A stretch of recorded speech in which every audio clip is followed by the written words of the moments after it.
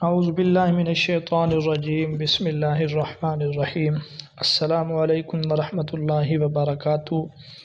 امید کرتا ہوں آپ سب خیریت سے ہوں گے۔ بلاغت کے متعلق مزید پڑھنے سے پہلے چند چیزوں کا جاننا ضروری ہے۔ تو ان میں سب سے پہلے ہے فصاحت۔ اس کا لغوی معنی ہے ظاہر کرنا، ظاہر ہونا۔ فصاحت کی اصطلاح میں یہ تعریف کی جاتی ہے: ایسے الفاظ جو ظاہر ہوں، جلد سمجھ میں آ جانے والے اور مانوس الاستعمال ہوں، یعنی ان کا استعمال جو ہے زیادہ ہو۔ آگے ہے کہ فصاحت کی قسمیں تین ہیں۔ ایک ہے فصاحت کالمہ، ایک ہے فصاحت کلام اور ایک ہے فصاحت متکلم۔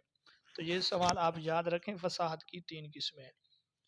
فصاحت کالمہ کو فصاحت مفرد بھی کہتے ہیں۔ فصاحت کالمہ کی تعریف یہ کی جاتی ہے کہ اس میں تنافر حروف، مخالفت قیاس، غرابت اور کراہت فی السماع سے محفوظ ہو، یعنی اس میں یہ چیزیں نہ ہوں۔ اب آپ یاد رکھیں کہ تنافر حروف کیا ہے۔ تنافر حروف کہتے ہیں کلمے میں کچھ ایسے حروف جمع ہو جائیں جس کے سبب اس کا تلفظ دشوار ہو جائے، جیسے غش۔ یہ ایسا لفظ ہے، اہل عرب کے لیے اس کا تلفظ دشوار ہے، اس کو کہتے ہیں تنافر حروف۔ دوسرے نمبر پہ ہم اوپر دیکھ سکتے ہیں فصاحت کالمہ کے لیے شرط ہے کہ مخالفت قیاس، کہ اس سے بھی محفوظ ہو۔ مخالفت قیاس کہتے ہیں کلمہ قواعد صرفی اور لغوی کے خلاف ہو، تو اس کو کہتے ہیں یہ مخالفت قیاس ہے۔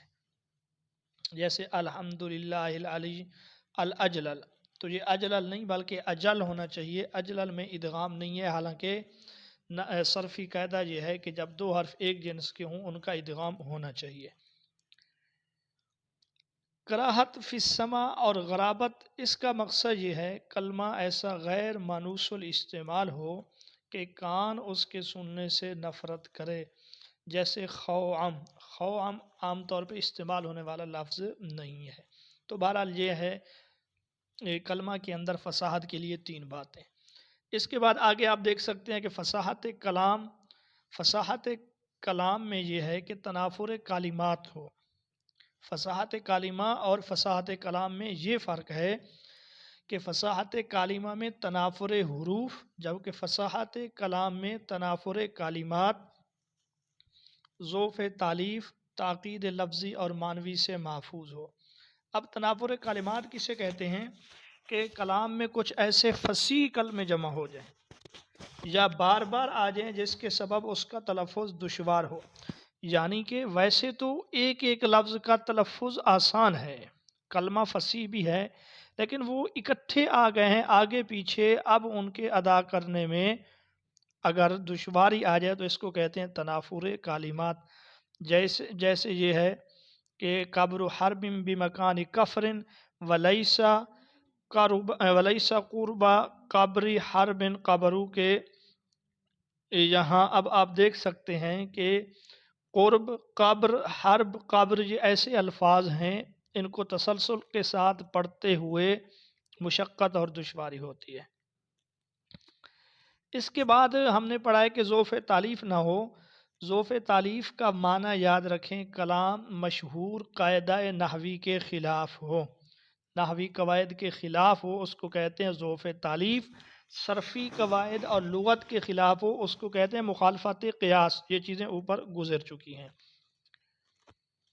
اور تیسری بات ہے کہ تاکید لفظی۔ تاکید لفظی کسے کہتے ہیں؟ تو یہاں آپ یہ بھی یاد رکھ لیں کہ تاکید کی دو قسمیں ہیں، لفظی اور معنوی۔ تاکید لفظی کہتے ہیں کلام میں کچھ ایسی لفظی پیچیدگی موجود ہو، جیسے کسی لفظ کو حذف کر دینا، فاصلہ کر دینا، تقدیم و تاخیر، جس کے سبب اس کے مفہوم کا سمجھنا مشکل ہو، اس کو کہتے ہیں تاکید لفظی۔ اس کے بعد ہے تاکید معنوی، کہ کلام میں کچھ ایسی معنوی پیچیدگی ہو، لفظی میں لفظی پیچیدگی ہے اور معنوی میں معنوی پیچیدگی ہے، جس کے سبب اس کا مفہوم جو ہے دشوار ہو، جیسے نشر المالک السنہ فی المدینہ کے بادشاہ نے جاسوس جو ہے وہ شہر میں پھیلا دیے۔ اس کے بعد فصاحت متکلم۔ فصاحت متکلم کی تعریف یہ ہے وہ ایسا ملکہ ہے جس کے ذریعے متکلم فصیح کلام کے ذریعے مقصود کی تعبیر پر قادر ہو۔ تو یہ چیزیں آپ نے یاد رکھنی ہیں کہ ذوف تالیف کیا ہے، مخالفت قیاس کیا ہے، فصاحت کیا ہے، تنافر حروف کیا ہے، تنافر کلمات کیا ہے، تاکید کی کتنی قسمیں ہیں، کیونکہ بلاغت میں آگے یہ چیزیں چلیں گی تو یہ بطور تمہید کے اس کے سمجھنے کے لیے یہ چیزیں آپ لوگوں کو بتا دی ہیں۔ چلیں آگے ہے بلاغت۔ بلاغت کے لغوی معنی ہیں پہنچنا، انتہا ہونا۔ بلاغت کسی عظیم مفہوم کو ایسی فصیح عبارت سے ادا کرنے کو کہتے ہیں جو نفوس میں مؤثر اور احوال کے مطابق ہو۔ بلاغت کی کتنی قسمیں ہیں؟ بلاغت کی 3 قسمیں ہیں۔ بلاغت کی 2 قسمیں، فصاحت کی 3 قسمیں تھیں، بلاغت کی 2 قسمیں ہیں۔ ایک ہے کلام کے اندر بلاغت اور ایک ہے متکلم کے اندر۔ کلام کے اندر بلاغت یہ ہے کہ کلام کا حالات کے تقاضے کے مطابق ہونا۔ اب جو کلام حالات کے تقاضے کے مطابق نہ ہو تو وہ کلام بلیغ نہیں ہے۔ اور بلاغت متکلم یہ ہے کہ متکلم یعنی بولنے والے کے اندر ایسا ملکہ ہو، ایسی صلاحیت ہو جس کے ذریعے متکلم بلیغ کلام پر یعنی موقع کے مطابق مناسب حال کلام کرنے پر قادر ہو، اس کو کہتے ہیں بلاغت متکلم۔ آگے آ جاتے ہیں بھی علم معانی۔ فصاحت و بلاغت اس کی 3 قسمیں ہیں۔ نمبر 1 علم معانی، نمبر 2 علم بیان اور نمبر 3 ہے علم بدیع۔ تو یہ تینوں جو ہے نا بلاغت کی قسمیں ہیں۔ علم معانی وہ علم و فن ہے جس میں عربی الفاظ کے ان احوال سے بحث کی جائے جن کے ذریعے الفاظ مقتضائے حال کے مطابق ہوں، یعنی موقع اور مناسبت کے لحاظ سے الفاظ ہوں، جس قسم کا موقع ہے اسی قسم کے الفاظ ہوں، تو ان حالات سے بحث کی جاتی ہے، اس کو کہتے ہیں علم معانی۔ علم معانی میں پھر خبر ہے، انشاء ہے، کسی چیز کو ذکر کرنا ہے، حذف کرنا ہے، کسی چیز کو مقدم مؤخر، اسی طرح معرفہ نکرہ ہے، مطلق مقید ہے، قصر ہے، وصل و فصل ہے، ایجاز اطناب، یہ چیزیں ہیں۔ تو یہ مزید چیزیں ہم آگے پڑھیں گے، آپ نے اس میں یہ چیزیں یاد رکھنی ہیں، بلاغت کی قسمیں آپ یاد رکھیں، اور اس کے ساتھ جو اوپر چیزیں گزر چکی ہیں کہ تنافر وغیرہ وہ آپ نے یاد رکھنی ہیں تاکہ آگے پڑھنے میں ہمیں کوئی مسئلہ نہ ہو۔ آگے آ جاتے ہیں تشبیہ کے متعلق، کیونکہ ہمارے سبق میں، آج کے سبق میں اور بعد والے سبق میں تشبیہ کے متعلق بھی ہم بہت پڑھیں گے۔ تو تشبیہ یہ عربی زبان کا لفظ ہے، اس کے لغوی معنی ہیں مشابہت، تمثیل، کسی چیز کو دوسری چیز کے مانند قرار دینا۔ علم بیان کی روح سے جب کسی ایک چیز کو کسی خاص صفت کے اعتبار سے یا مشترک خصوصیت کی بنا پر دوسری کی مانند قرار دیا جائے تو اس کو کہتے ہیں تشبیہ۔ ایک چیز کو دوسری چیز کے مشابہ قرار دینا یہ تشبیہ ہے۔ مثلا یہ کہہ دینا عبداللہ شیر ہے۔ اب آ جاتے ہیں ارکان تشبیہ۔ ارکان تشبیہ 4 ہیں، یہاں پہ 5 لکھا ہوا ہے۔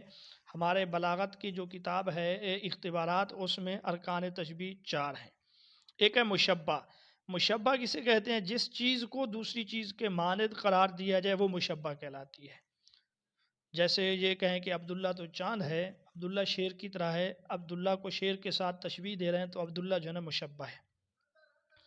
دوسرے نمبر پر ہے مشبہ بھی، وہ چیز جس کے ساتھ کسی چیز کو تشبیہ دی جائے یا مشبہ کو جس چیز سے تشبیہ دی جائے وہ مشبہ بھی کہلاتی ہے۔ مثلا وہ چاند کی طرح ہے یا زید چاند ہے تو چاند اور شیر یہ جو ہے نا مشبہ بھی ہیں۔ اور تیسرے نمبر پر ہے حرف تشبیہ، وہ لفظ جو ایک چیز کو دوسری چیز جیسا ظاہر کرنے کے لیے استعمال ہوتا ہے۔ مثلا عربی میں ہے زید کالاسد، زید شیر کی مانند ہے، اس مانند کو بتلانے کے لیے کاف استعمال کر رہے ہیں، تو یہ کاف جو ہے نا حرف تشبیہ ہے۔ اور ایک ہے وجہ شبہ۔ وجہ شبہ سے مراد وہ خوبی ہے، وہ وصف ہے جس کی بنا پر مشبہ کو مشبہ بھی سے تشبیہ دی جا رہی۔ مثلا زید کو جو ہم چاند سے تشبیہ دے رہے ہیں، کیوں دے رہے ہیں؟ تو اس کی خوبصورتی ہے، اس کو وجہ شبہ کہتے ہیں۔ اور اردو میں یہ غرض تشبیہ بھی بولتے ہیں کہ ایک چیز کو جس دوسری چیز کے لیے جو تشبیہ دے رہے ہیں، غرض کیا ہے، مقصد کیا ہے، اس کا تشبیہ میں عام طور پہ ذکر نہیں کیا جاتا، یہ صرف قرائن سے بندے کو معلوم ہو جاتا ہے۔ قرآن مجید میں بھی اس کی بکثرت سے مثالیں موجود ہیں۔ بہرحال آپ نے یہاں پہ صرف یہ چیزیں یاد رکھنی ہیں کہ مشبہ کسے کہتے ہیں، مشبہ بھی کسے کہتے ہیں، تشبیہ کے ارکان 4 ہیں، وجہ شبہ کیا ہے، اور حروف تشبیہ کیا ہیں۔ آگے چلتے ہیں جی۔ اس کے بعد یہ اردو کی مثالیں ہیں، اس کو چھوڑ رہے ہیں۔ تشبیہ کی قسموں پہ ہم آ جاتے ہیں۔ ایک ہے تشبیہ مرسل، آج رات ہم اس کو انشاءاللہ اپنے سبق میں بھی اشعار میں پڑھیں گے۔ تشبیہ مرسل وہ تشبیہ ہے جس میں حرف تشبیہ کو واضح طور پہ بیان کیا گیا ہو، یہ بات یاد رکھیں۔ تشبیہ مرسل وہ تشبیہ ہے جس میں حرف تشبیہ کو واضح طور پر بیان کیا گیا ہو، مثلا مثل نورہ کمشکات، اس کے نور کی مثال ایسی ہے جیسے ایک چراغ۔ تو اب آپ یہاں دیکھ سکتے ہیں کاف حرف تشبیہ موجود ہے، یہ تشبیہ مرسل ہے۔ تشبیہ کی دوسری قسم ہے تشبیہ مؤکد۔ تشبیہ کی اس قسم میں حرف تشبیہ کو حذف کر دیا جاتا ہے۔ اس حذف کی وجہ یہ ہوتی ہے کہ متکلم اس بات پہ زور دے رہا ہوتا ہے مشبہ اور مشبہ بھی میں مشابہت بہت زیادہ ہے، اس وجہ سے حرف تشبیہ کو وہاں پہ حذف کر دیا جاتا ہے۔ تو یہ فرق ہے مؤکد اور مرسل میں۔ مرسل میں ذکر ہوتا ہے اور مؤکد میں اس کو حذف کر دیتے ہیں۔ تیسرے نمبر پر ہے تشبیہ مفصل۔ تشبیہ کی اس قسم میں تشبیہ کی وجہ کو بیان کیا جاتا ہے کہ ہم ایک چیز کو جو دوسری چیز کے مشابہ قرار دے رہے ہیں اس کی وجہ، جیسے ہوا کالاسد، وہ شیر کی مانند ہے، کس چیز میں؟ فی الشجاعتی، بہادری میں۔ تو یہ تشبیہ مفصل ہے کیونکہ اس میں تفصیل ہے۔ اور چوتھے نمبر پر ہے تشبیہ مجمل۔ اس میں وجہ تشبیہ کو حذف کر دیا جاتا ہے کیونکہ یہ وجہ مخاطب پہلے سے ہی جانتا ہے، اس کو کہتے ہیں تشبیہ مجمل، وجہ تشبیہ اس میں محذوف ہو۔ تو پہلی دو قسموں میں تھا حرف تشبیہ، پہلی دو قسموں میں ہے کہ حرف تشبیہ کیا ہو، یا محذوف ہو یا مذکور ہو۔ اگر مذکور ہے تو مرسل ہے، اور اگر مذکور نہیں ہے تو وہ مؤکد ہے۔ پھر اگر وجہ تشبیہ مذکور ہے تو وہ مفصل ہے، اور وجہ تشبیہ مذکور نہیں ہے تو وہ مجمل ہے۔ پانچویں نمبر پر ہے تشبیہ بلیغ۔ تشبیہ کی اس قسم میں وجہ تشبیہ کو بھی حذف کر دیتے ہیں اور اس میں حرف تشبیہ کو بھی حذف کر دیتے ہیں۔ تو یہ جو ہے تشبیہ بلیغ ہے۔ اس کو تشبیہ بلیغ بھی اس وجہ سے کہتے ہیں گویا کہ اس سے یہ بتانا مقصود ہوتا ہے مشبہ بھی اور مشبہ میں اس قدر مشابہت ہے گویا دونوں ایک ہی ہیں۔ مثلا الاسلام حیاتنا، اسلام ہماری زندگی ہے، تو یہاں پر اسلام کو زندگی سے تشبیہ دی گئی ہے، لیکن یہاں وجہ تشبیہ اور حرف تشبیہ دونوں معذوف ہیں، گویا کہ زندگی اسلام ہے اور اسلام ہماری زندگی ہے۔ تو بہرحال یہ چیزیں آپ یاد رکھیں، اس کے بعد ہم انشاءاللہ ابھی بلاغت کو شروع کریں گے۔ اگر یہ چیزیں آپ کے ذہن میں ہیں تو آگے آپ کو یاد رکھنا کچھ مشکل نہیں ہوگا۔